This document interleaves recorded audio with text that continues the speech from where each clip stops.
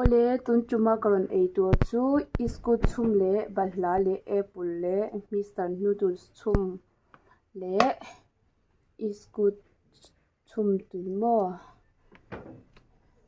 kalo ei don ni chuanin ka channel hi e min lo sel sak sak dur ka ngen du chewa chuanin comment tak tak min pechina kalom em bokani tuna e chanang o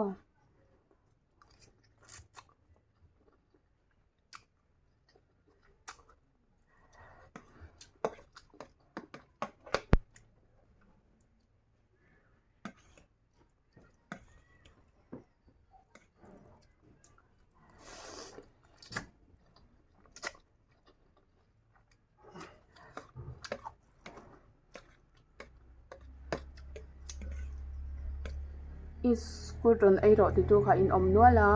chuwa chuanin karon da ai kalo ei chale ni mo ma sia ma ai kha tam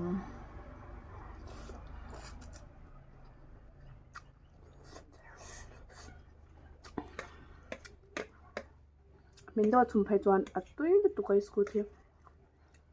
atui hang hop te hi tui atui tu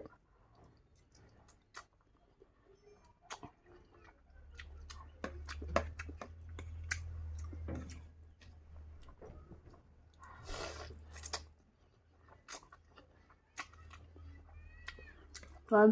hami Mr Noodles ka chuma hian chi le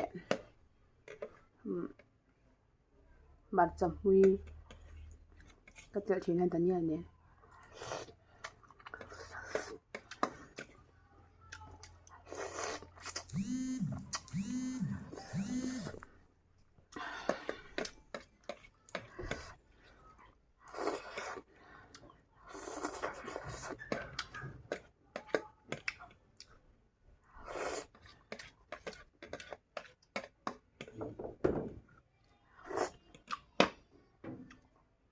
tuna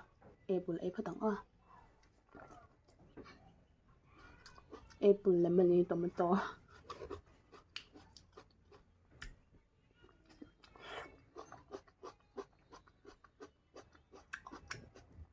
atui tu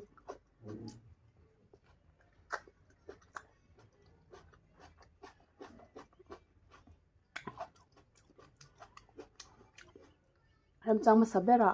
tomato hlang karon ei ang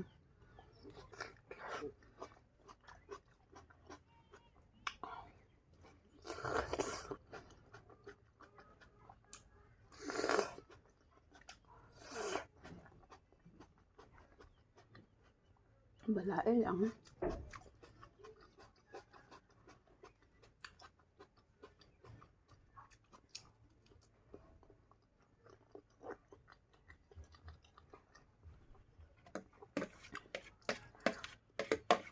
bala ya sum lutuk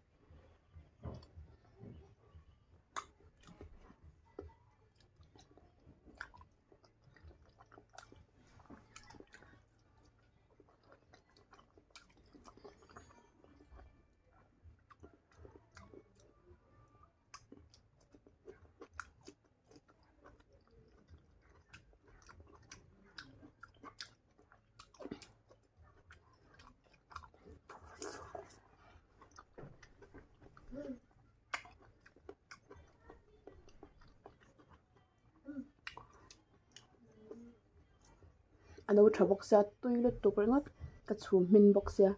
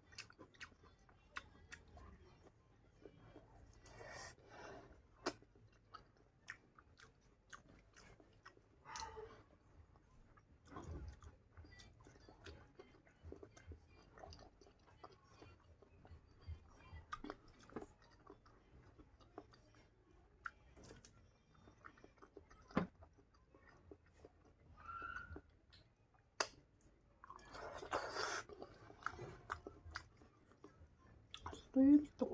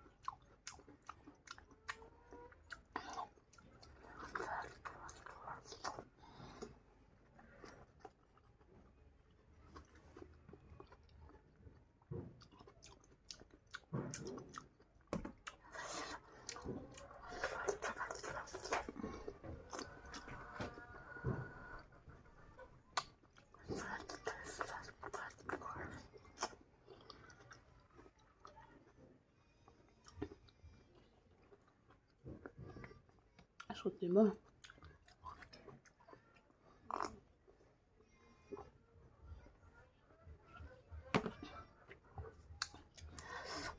iskut chuma hian chi le me han na le an thur ka tela a tui tu